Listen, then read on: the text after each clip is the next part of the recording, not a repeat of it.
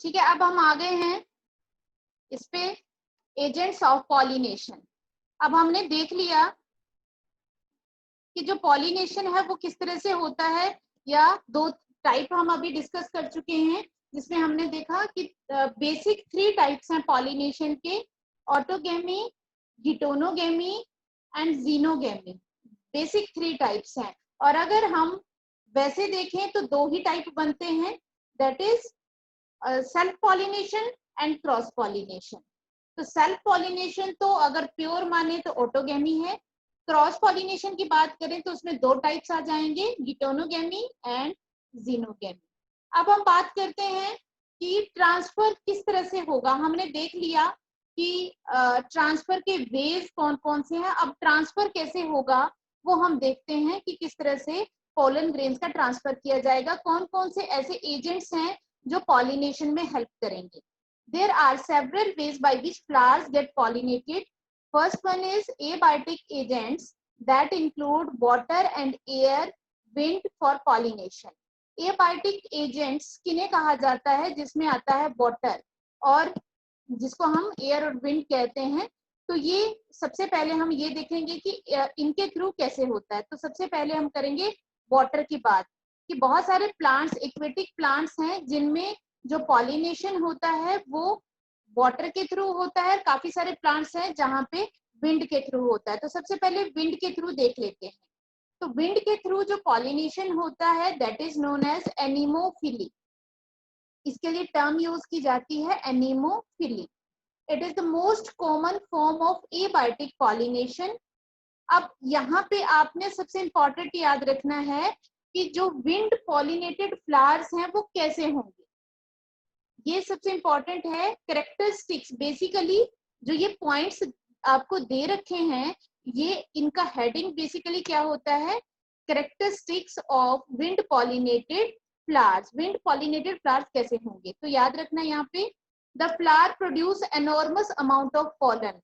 क्यों इतना ज्यादा अमाउंट क्यों प्रोड्यूस करते हैं, क्योंकि अब विंड के थ्रू हो रहा है। जिस साइड की विंड होगी उसी साइड में पॉलन ग्रेन जाएंगे। तो चांसेस को बढ़ाने के लिए, अगर कम हुए तो वैसे हवा से उड़ सकते हैं, दूर तक चले जाएंगे, तो उनके चांसेस को बढ़ाने के लिए ज्यादा अमाउंट प्रोड्यूस होता है।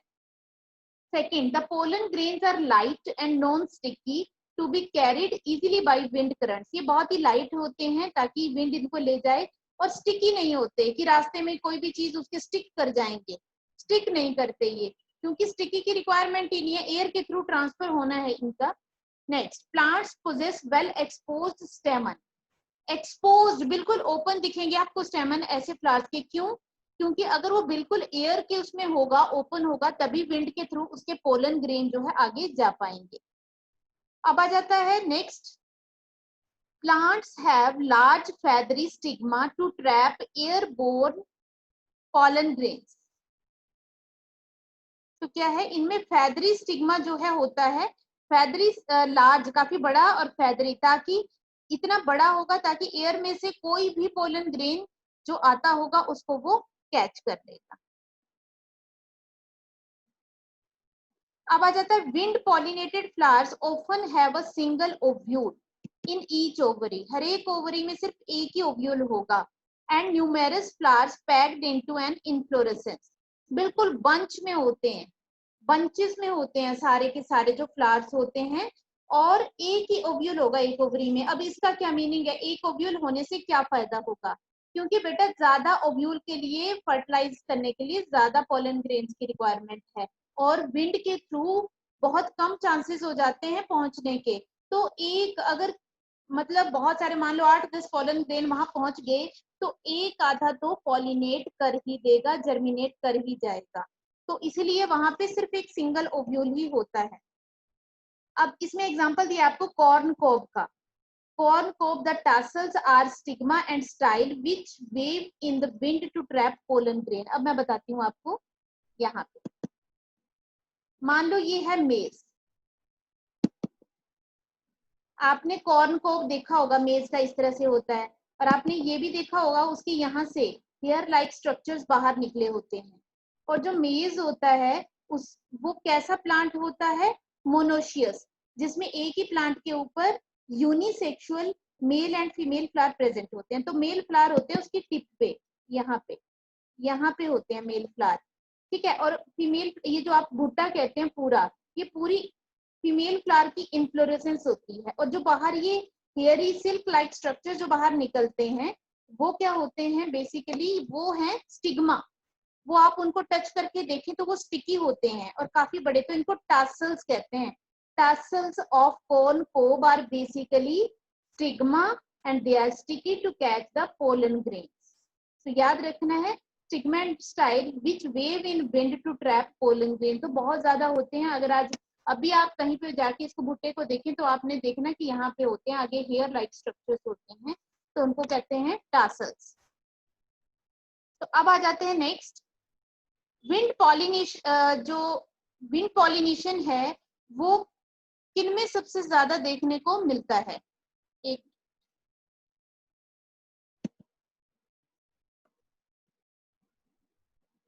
तो wind pollination is quite common in grasses. तो जितने भी ग्रासेस हैं, means most of the monocots, वहां पे विंड पॉलिनेशन की रिक्वायरमेंट होती है। सभी में नहीं, लेकिन most of the grasses they require wind pollination.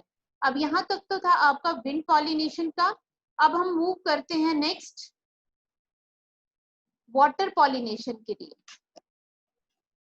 तो पॉलिनेशन बाय वाटर, इसको हम कहते हैं हाइड्रो। Excuse me ma'am.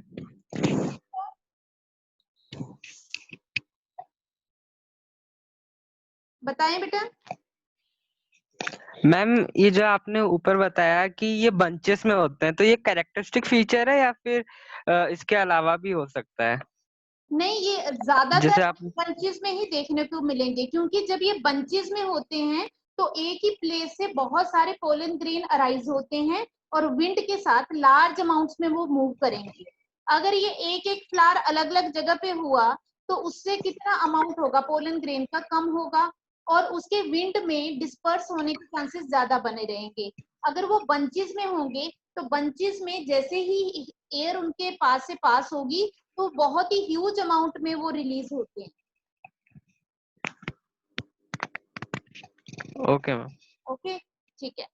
तो स्टार्ट करते हैं pollination by water. It is quite rare in flowering plants. ये बहुत कम होता है फ्लावरिंग प्लांट्स में। सिर्फ ये about 30 genre of monocot plants, जो 30 जीनस है मोनोकोट प्लांट्स के, सिर्फ 30 जीनस में ही हैं, और वो भी कौन से, जो एक्वेटिक हैं। तो यहाँ पे एग्जांपल दिया है आपको, वेलिसनेरिया एंड हाइड्रिला जो कि फ्रेश वाटर में आते हैं, Zostera, marine sea grasses, these are common example of hydrophily. In Vallisneria the female flower, अब वेलिसनेरिया की बात चल रही है तो मैं आपको इमेज दिखाती हूँ यहाँ।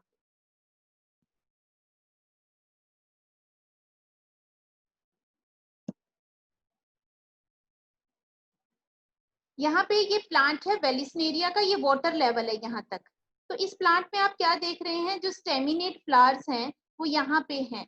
जो मेल फ्लावर की फॉर्मेशन करते हैं वो इनसाइड द वाटर होते हैं, और जो फीमेल फ्लावर है, देखो ये वाली, ये वाला है पिस्टिलेट फ्लावर, वो यहाँ पे है, ये सरफेस के ऊपर होता है। तो यहाँ पे क्या होता है, नीचे से जो मेल फ्लावर्स हैं वो रिलीज कर दिए जाते हैं और ये वाटर के सरफेस के ऊपर आ जाते हैं। वाटर करंट के थ्रू ये यहाँ पिस्टिलेट फ्लावर्स तक पहुंचते हैं और वहां पे पॉलिनेशन हो पाता है। तो आप देख रहे हैं यहाँ पे किस तरह से पॉलिनेशन है, वाटर डिपेंडेंट है प्योरली, क्योंकि इसमें क्या हो रहा है, मेल फ्लावर यहाँ से रिलीज किए जा रहे हैं जो सरफेस पे जाएंगे, और ये इसके साइड में दिख रहे हैं आपको एंथर, तो ये पहुंचेंगे यहाँ तक फीमेल फ्लावर तक, और यहाँ पे जाके ये जो एंथर है डायरेक्ट इन टच ऑफ जो स्टिग्मा है वो आएंगे और पॉलिनेशन को परफॉर्म करेंगे। तो इस तरह से पॉलिनेशन होता है एक्वेटिक प्लांट। ये वेलिसनेरिया का एग्जांपल आपको दे रखा है, तो ध्यान रखना इसमें। एक मिनट, इसमें फीमेल फ्लावर सरफेस पे होते हैं, वाटर सरफेस पे, और मेल फ्लावर जो है सबमर्ज होते हैं वाटर में, बीच में ही डूबे हुए होते हैं, और जो पिस्टिलेट फ्लावर होते हैं उनका एक पार्ट जो है वो सरफेस के ऊपर होता है। ये चीज आपने याद रखनी। तो अब हम यहाँ पे देख लेते हैं, अब जो वेलिसन एरिया हमने देखा, the female flower reaches the surface of water by the long stalk and the male flowers or pollen grains are released onto the surface of water. They are carried by water currents and reach the female flower. अब कुछ सी grasses हैं जिनमें female flower remain submerged in water, तो उनमें क्या होगा, अगर मान लो कि जो फीमेल फ्लावर है दैट इज सबमर्ज्ड, यहाँ पे है, अगर मान लो फीमेल फ्लावर भी डूबा हुआ है तो क्या होगा, कैसी पॉलिनेशन होगा, क्योंकि अब तो सरफेस की रिक्वायरमेंट यहाँ पे खत्म होगी। यहाँ पे क्या होता है, pollen grains are long ribbon like, they are carried inside the water and reach the stigma. Long और रिबन लाइक, आपको पता है जितना ज्यादा लंबा होगा वाटर करंट उसके ऊपर उतना ही एक्ट करेगा, उतना ही वो रिबन की फॉर्म में आगे मूव करेगा और स्टिग्मा तक पहुंच जाएगा। The pollen grains of most of the water pollinated species, अब ये बहुत ही इंपॉर्टेंट पॉइंट है जो हर बार पूछा जाता है, जितने भी वाटर पॉलिनेटेड स्पीशीज हैं उनके जो पोलन ग्रेन होते हैं उनके ऊपर एक म्यूसिलेजिनस कवरिंग होती है। म्यूसिलेज एक चिपचिपी जिससे जो वाटर को रिपेल करती है, टू प्रोटेक्ट फ्रॉम वेटिंग, ताकि पोलन ग्रेन भीगे ना, क्योंकि अगर पोलन ग्रेन वेट हो गया तो वो डेसिकेट हो जाएगा, धीरे धीरे खराब हो जाएगा, तो उस वजह से इनको प्रोटेक्ट करने के लिए म्यूसिलेजिनस कवरिंग होती है। Not all aquatic plant use hydrophily, सारे के सारे एक्वेटिक प्लांट्स में हाइड्रोफिली नहीं होती। जितने एक्वेटिक प्लांट्स के फ्लावर, पूरा का पूरा बाइसेक्सुअल फ्लावर अगर वाटर के सरफेस के ऊपर है तो उसको रिक्वायरमेंट ही नहीं है वाटर की, वहां पे वो इंसेक्ट का ही यूज करेगा या जो एयर के थ्रू उसमें होगा। आप सभी ने देखा होगा कि जो बहुत सारे प्लांट्स ऐसे हैं जहां पे ट्रांसफर ऑफ गैमीट्स के लिए वाटर की रिक्वायरमेंट होती है, चाहे फ्लावर भी ना हो। जैसे हमने ब्रियोफाइट्स और टेरिडोफाइट्स पढ़ा, वहां पे भी क्या होता है, जो एक गैमीट है वो दूसरे तक पहुंचने के लिए वाटर का यूज करता है। हालांकि वहां पे फ्लावर्स नहीं है लेकिन ट्रांसफर ऑफ गैमीट्स जरूर होता है। ठीक है, अब बात आ जाती है बायोटिक एजेंट। ये तो हमने एबायोटिक एजेंट देखे, अब देखते हैं बायोटिक एजेंट्स कौन कौन से हैं। तो बायोटिक एजेंट्स में आ जाता है एजेंट्स एनिमल्स पॉलिनेशन को जो परफॉर्म करते हैं, तो जिसमें एनिमल परफॉर्म करते हैं उसको कहते हैं zoophily. Majority of flowering plant used animal as pollinating agents like bees, butterflies, flies, beetles, wasps, ants, moths, birds, bats, lemurs, primates भी हैं कई, आर्बोरियल्स जो ट्रीज के अंदर रहते हैं, rodents, reptiles like gecko lizard या हम गार्डन लिजर्ड कहते हैं, ये सारे के सारे एनिमल जो हैं पॉलिनेशन में हेल्प करते हैं। लेकिन इन सभी में जो इंसेक्ट्स हैं, और इंसेक्ट्स में भी बीज हैं, वो सबसे ज्यादा कॉमन एजेंट माना जाता है पॉलिनेशन का। तो जब भी पॉलिनेशन इंसेक्ट के थ्रू हो तो उसको कहा जाता है एंटोमोफिली, पॉलिनेशन बाय इंसेक्ट्स।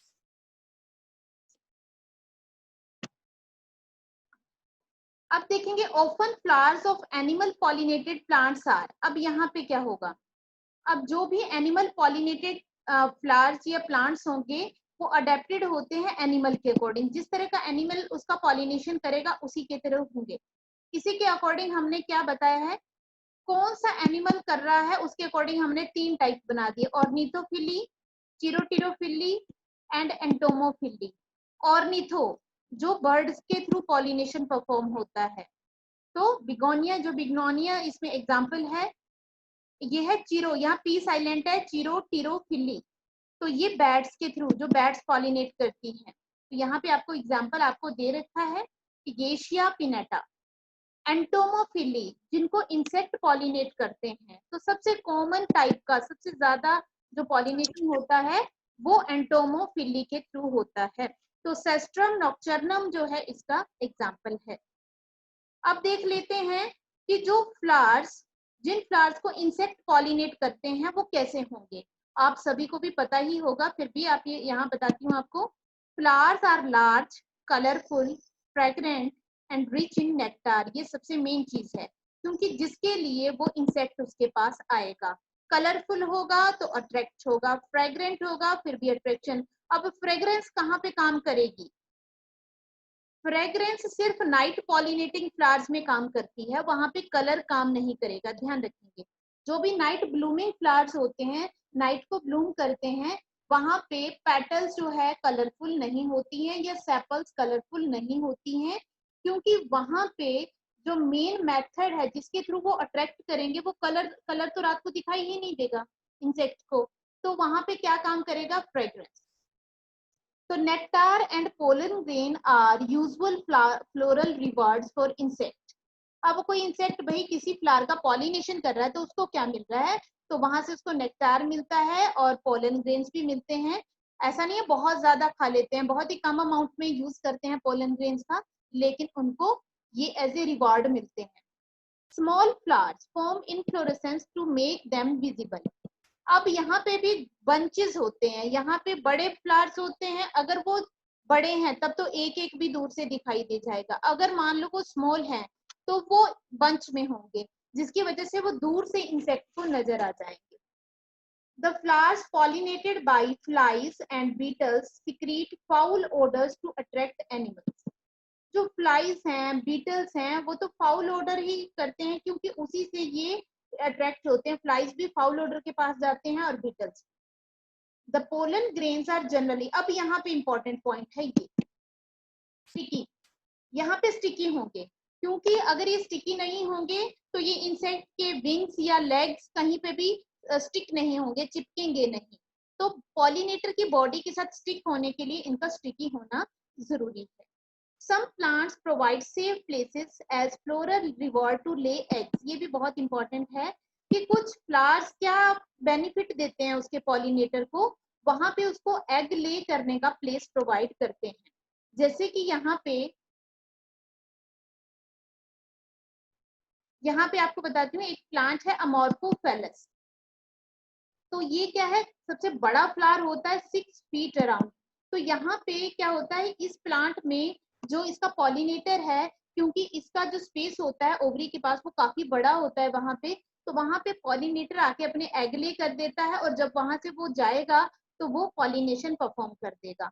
इसके अलावा एक सिम्बायोटिक एसोसिएशन भी होती है, एक प्लांट है युक्का प्लांट और मोथ के बीच में, ये बहुत फेमस वाली रिलेशनशिप है, जिसमें जो मोथ होता है that is dependent on plant, since the moth deposits its egg in the locule of the ovary of the plant and in return the flower get pollinated by moth. The larvae of the moth come out of the eggs and seeds start developing.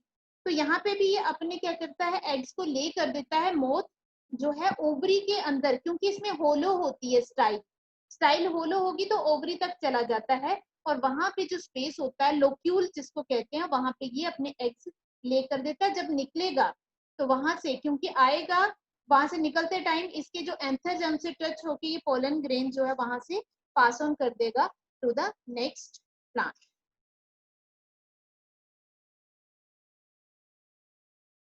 ठीक है, outbreeding devices हम next उसमें start करते हैं। अब बताएंगे यहाँ पे कोई दिक्कत है तो जल्दी से बताएं।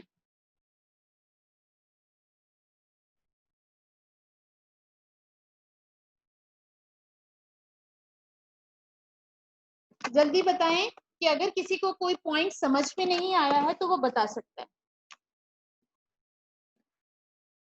आप बेटा ये याद रखेंगे, एक तो नाम पॉलिनेशन का और उसमें उस फ्लावर का कैरेक्टरिस्टिक फीचर क्या होगा, जैसे कि फ्लावर की पेटल सेपल, फ्लावर कलरफुल होगा या नहीं होगा, पोलन ग्रेन्स ज्यादा नंबर में होंगे कम होंगे, स्टिकी होंगे नॉन स्टिकी होंगे, म्यूसिलेजिनस कवरिंग होगी या काफी बड़े बड़े पोलन ग्रेन्स होंगे। तो ये आपको कैरेक्टरिस्टिक्स यहाँ पे लर्न करने हैं। तो आप